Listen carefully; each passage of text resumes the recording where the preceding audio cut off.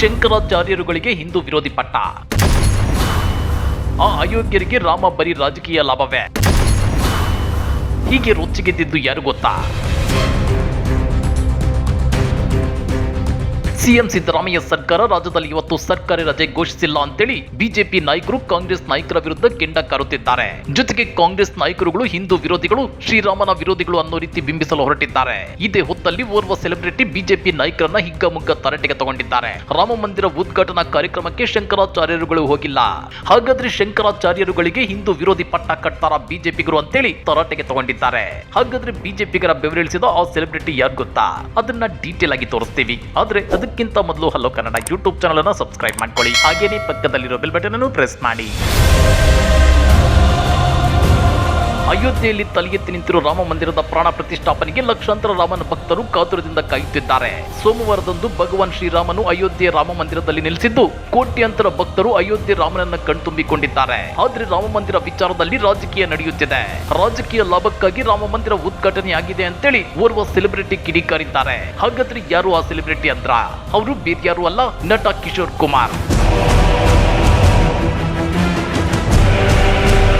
ಹೌದು ವೀಕ್ಷಕರೇ, ರಾಮ ಮಂದಿರ ಉದ್ಘಾಟನೆಯ ಕಾರ್ಯಕ್ರಮದ ಕುರಿತಂತೆ ನಟ ಕಿಶೋರ್ ಕುಮಾರ್ ಸೋಷಿಯಲ್ ಮೀಡಿಯಾದಲ್ಲಿ ಪೋಸ್ಟ್ ಹಂಚಿಕೊಂಡಿದ್ದಾರೆ.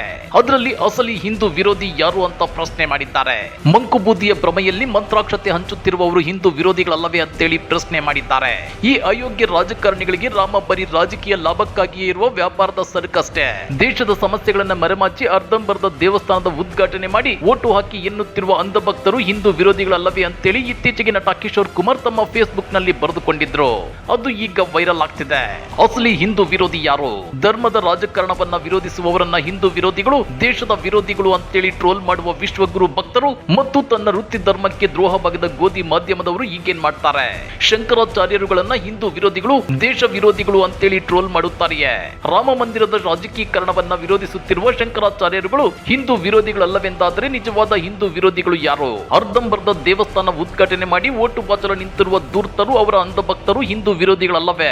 ಅವರ ಧರ್ಮಾಂಧತೆಯ ಮಂಕುಬೂದಿಯ ಭ್ರಮೆಯಲ್ಲಿ ಮಂತ್ರಾಕ್ಷತೆ ಹಂಚುತ್ತಿರುವವರು ಅದೇ ಆಗಿಬಿಡುವುದಿಲ್ಲವೇ? ಈ ಅಯೋಗ್ಯ ರಾಜಕಾರಣಿಗಳಿಗೆ ರಾಮ ಬರೀ ರಾಜಕೀಯ ಲಾಭಕ್ಕಾಗಿ ಇರುವ ವ್ಯಾಪಾರದ ಸರಕಷ್ಟೇ ಅಂತೇಳಿ ಕಿಡಿಕಾರಿದ್ದಾರೆ. ನಿಜವಾದ ದೈವವೆನ್ನುವ ನಂಬಿಕೆ ಇರೋದು ಮಂದಿರ, ಮಸೀದಿ, ಚರ್ಚುಗಳಲ್ಲ. ಗಾಂಧಿಯಂತೆ ಜೀವನದ ಪ್ರತಿ ನಡೆಯಲ್ಲೂ ರಾಮ, ಪ್ರತಿ ನುಡಿಯಲ್ಲೂ ರಾಮ, ಸಾವಲ್ಲೂ ಹೇ ರಾಮ. ಈ ಡೋಂಗಿಗಳಿಗೆ ಎಂದಾದ್ರೂ ಅದು ಸಾಧ್ಯವೇ? ಎಷ್ಟೇ ಆಗಲಿ ಆ ಗಾಂಧಿಯನ್ನ ಕೊಂದವರಲ್ಲವೇ ಅಂತೇಳಿ ನಟ ಕಿಶೋರ್ ಕುಮಾರ್ ತಮ್ಮ ಫೇಸ್ಬುಕ್ ವಾಲ್ ನಲ್ಲಿ ಬರೆದುಕೊಂಡಿದ್ದಾರೆ. ಇವತ್ತು ಮತ್ತೊಂದು ಪೋಸ್ಟ್ ಮಾಡಿರೋ ನಟ ಕಿಶೋರ್ ಕುಮಾರ್, ಮಂದಿರ, ರಾಜರು ಮತ್ತು ರಾಜಕೀಯ ನಿಯಂತ್ರಣ ನಾವು ನೋಡದ್ದೇನಲ್ಲ. ಇಂದು ಮತ್ತೆ ರಾಜರ ಕಾಲಕ್ಕೆ ಹೋದ ಅನುಭವ. ದೇವರ ಹೆಸರಲ್ಲಿ ಪೂಜಾರಿಯೊಂದಿಗೆ ಸೇರಿ ಜನರನ್ನ ನಿಯಂತ್ರಿಸಿ, ದೇಗುಲ ಕಟ್ಟಿಸಿ, ತಮ್ಮ ಹೆಸರು ಕೆತ್ತಿಸಿ, ದೇಗುಲದ ಶಿಲ್ಪಿಯ ಕೈ ಕತ್ತರಿಸಿ, ತಮ್ಮ ಕೀರ್ತಿ ಪತಾಕೆಯನ್ನ ಹಾರಿಸಿ, ಅಜರಾಮರರಾದ ದೊರೆಗಳು, ಉದೋ ಇಂದ ಪ್ರಜೆಗಳು ಬಟ್ಟಂಗಿಗಳು. ಧರ್ಮ ಮತ್ತು ದೇವರು ರಾಜಕಾರಣಿಗಳ ಕೈಗೆ ಹೋಗಿ ತಾವು ಪ್ರಶ್ನಾತೀತರಾಗಿ ಅವರನ್ನು ಪ್ರಶ್ನಾತೀತರನ್ನಾಗಿಸಿ ಬಿಡುವುದು ಸಂಸ್ಕೃತಿಯ ಚಲನಶೀಲತೆಗೆ, ನಾಡಿನ ಭವಿಷ್ಯಕ್ಕೆ ಅತಿ ಅಪಾಯಕಾರಿ ಅಂತೇಳಿ ನಟ ಕಿಶೋರ್ ಕುಮಾರ್ ತಮ್ಮ ಫೇಸ್ಬುಕ್ ನಲ್ಲಿ ಬರೆದುಕೊಂಡಿದ್ದಾರೆ. ಇದೇ ಪೋಸ್ಟ್ ನಲ್ಲಿ ಜರ್ನಲಿಸಂನ ಅಣುಕುಶವ ಯಾತ್ರೆಯ ಫೋಟೋ ಒಂದನ್ನ ನಟ ಕಿಶೋರ್ ಕುಮಾರ್ ಹಂಚಿಕೊಂಡಿದ್ದಾರೆ. ಹಾಗಾದ್ರೆ ರಾಮ ಮತ್ತು ರಾಮ ಮಂದಿರ ವಿಚಾರದಲ್ಲಿ ಕಾಂಗ್ರೆಸ್ ಪಕ್ಷದ ನಾಯಕರನ್ನ ಹಿಂದೂ ವಿರೋಧಿಗಳು, ಮುಸ್ಲಿಂ ಪರ ಅಂತ ಬಿಂಬಿಸುತ್ತಿರುವ ಬಿಜೆಪಿಗರು ಅಯೋಧ್ಯೆ ರಾಮ ಮಂದಿರ ಉದ್ಘಾಟನಾ ಕಾರ್ಯಕ್ರಮಕ್ಕೆ ಹೋಗದ ಶಂಕರಾಚಾರ್ಯರುಗಳಿಗೆ ಹಿಂದೂ ವಿರೋಧಿ ಪಟ್ಟ ಕಟ್ತಾರ?